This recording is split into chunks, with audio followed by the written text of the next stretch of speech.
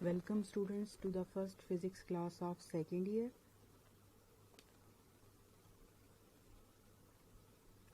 So हमारा पहला chapter होगा चैप्टर नंबर 12, क्योंकि 11 चैप्टर आप फर्स्ट ईयर में पढ़ चुके हैं। सो पहला चैप्टर नंबर 12 होगा और इसका नाम है इलेक्ट्रोस्टैटिस्टिक्स।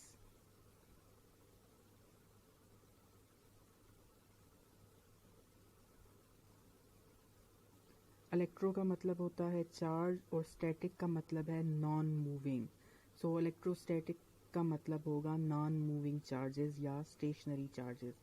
सो इस चैप्टर में जिन चार्जेस की हम बात करेंगे वो मूव नहीं कर रहे होंगे।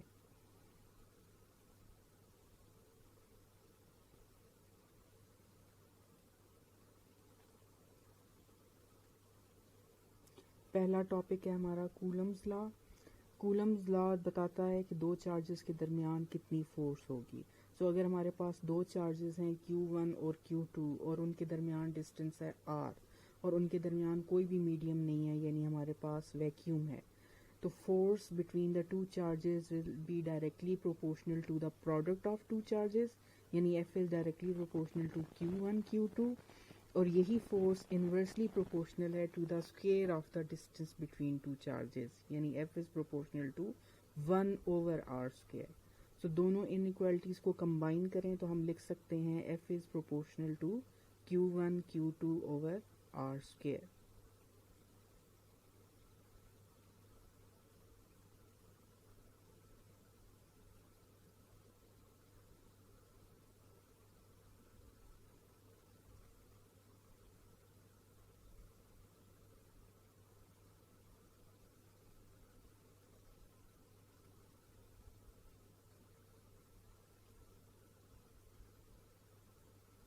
सो प्रोपोर्शनल के साइन की जगह हम इक्वल का साइन लगाते हैं, तो हमें क्या करना पड़ता है, एज यूजुअल एक कांस्टेंट ऑफ हमें इक्वालिटी लगाना पड़ता है। सो F को हम लिख सकते हैं equal to K Q1 Q2/r square. Here K is a constant called Coulomb's constant, और K की वैल्यू को हम लिख सकते हैं 1/4 पाई एप्सिलॉन नॉट, और इसकी न्यूमेरिकल वैल्यू इक्वल टू आती है 9 multiplied by 10 to the power 9 newton metre square पर कूलम स्क्वायर। और यहाँ जो एप्सिलॉन नॉट यूज़ हुआ है that is called permittivity of free space, और इसकी वैल्यू होती है 8.85 into 10 to the power -12 coulomb square पर न्यूटन मीटर स्क्वायर। तो ये दोनों वैल्यूज़ जो हैं ये आपको याद होनी चाहिए।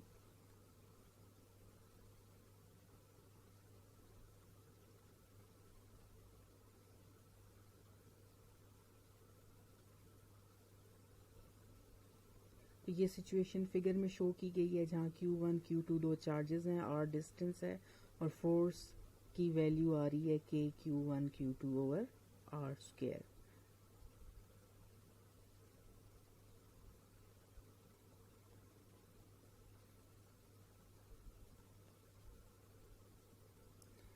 लेकिन दोनों ही चार्जेस एक दूसरे पे फोर्स लगाते हैं, यानी चार्ज 1 चार्ज 2 पे फोर्स लगाता है और चार्ज 2 चार्ज 1 पे फोर्स लगाता है। तो इसलिए हम फोर्स को डबल इंडेक्स के साथ रिप्रेजेंट करेंगे, यानी F12 या F21 लिखेंगे।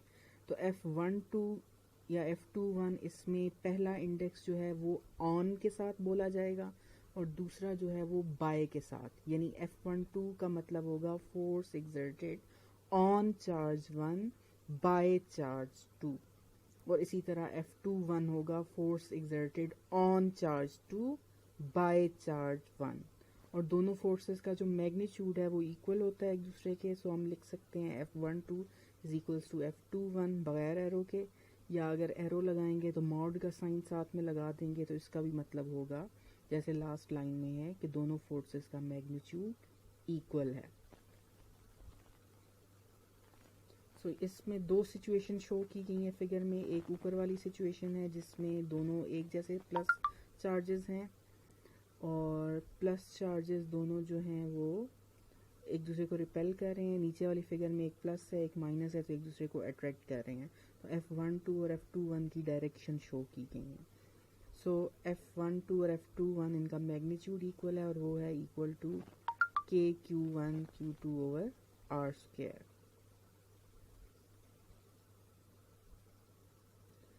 इस फिगर में हमने पहली सिचुएशन को इलेबोरेट किया है कि यानी दोनों चार्जेस सेम हैं, वो एक दूसरे को रिपेल कर रहे हैं। तो पहले पार्ट में ए में हमने शो किया है F21 की डायरेक्शन, और उसके साथ हमने यूनिट वेक्टर अटैच कर दिया है डायरेक्शन के लिए R21 ग्रीन एरो के साथ, और नीचे वाली बी फिगर में हमने F12 और उसके साथ डायरेक्शन शो की है R12 यूनिट वेक्टर। ये एक ही सिचुएशन की दोनों फिगर्स हैं इसमें, कि दोनों चार्जेस एक दूसरे को रिपेल कर रहे हैं और हमने दो फोर्सेस और दोनों की डायरेक्शन जो है वो यूनिट वेक्टर के साथ शो कर दी है।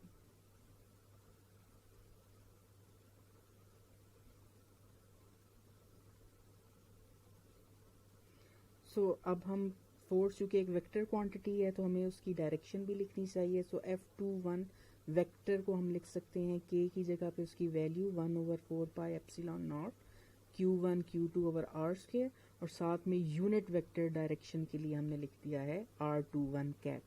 इसी तरह F12 वेक्टर को भी हम लिख सकते हैं 1/4πε0 Q1 Q2 over R square R12 unit vector.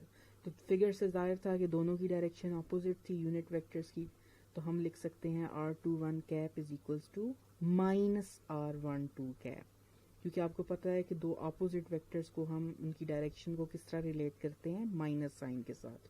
तो इसी तरह फोर्सेस भी बन जाएंगी F12 vector is equals to minus F21 vector. जब मैग्नीट्यूड लिखा था तो कोई माइनस का साइन नहीं आएगा, लेकिन जब डायरेक्शन की इक्वेशन लिखेंगे तो इन्हीं फोर्सेस के साथ माइनस का साइन आएगा। ये बात आपने अच्छी तरह समझनी है और याद रखनी है।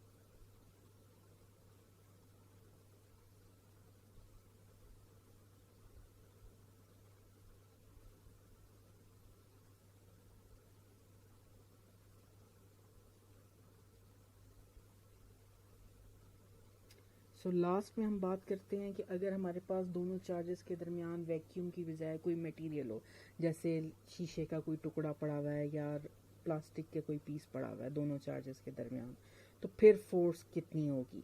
तो फोर्स का फार्मूला वही होगा, उसमें एक नई चीज़ आ जाएगी, एप्सिलॉन नॉट के साथ हम एप्सिलॉन आर लिख देंगे।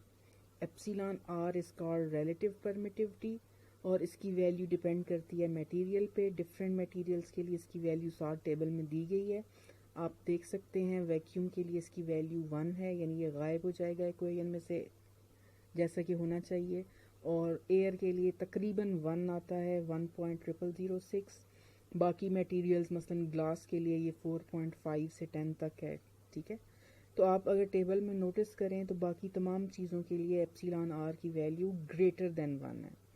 ये ग्रेटर देन 1 है और एफ के इनवर्स रिलेशन में आ रहा है फार्मूले में। तो इसका क्या मतलब हुआ, जैसे जैसे एप्सिलॉन आर की वैल्यू बढ़ती जाती है ऐसे ही फोर्स की वैल्यू कम होती जाती है। तो यहाँ से हम एक इम्पॉर्टेंट कॉन्सेप्ट लिखेंगे जो कि ब्लू कलर में लिखा हुआ है कि Coulomb's force decreases due to presence of any material between the charges as compare to the vacuum और एयर। यानी जब दोनों चार्जेस के दरमियान वैक्यूम या एयर की बजाय कोई और मटेरियल होगा तो फोर्स, कूलम फोर्स जो है उसकी वैल्यू कम हो जाएगी। यही कॉन्सेप्ट हमसे पूछा जाता है अमूमन एमसीक्यूज में भी, ठीक है। और इसी तरह जो वैल्यूज़ हैं, जो फार्मूले हैं, आपको पता है वो भी एमसीक्यूज में पूछे जाते हैं। तो आपने वैल्यूज़ को यूनिट्स के साथ याद करना है और ये कॉन्सेप्ट भी अच्छी तरह से ध्यान में रखना है। यहाँ पे ये लेक्चर ख़त्म होता है। होपफुली आपको समझ आ गया होगा, अदरवाइज़ आप डिस्कशन फोरम में इसको डिस्कस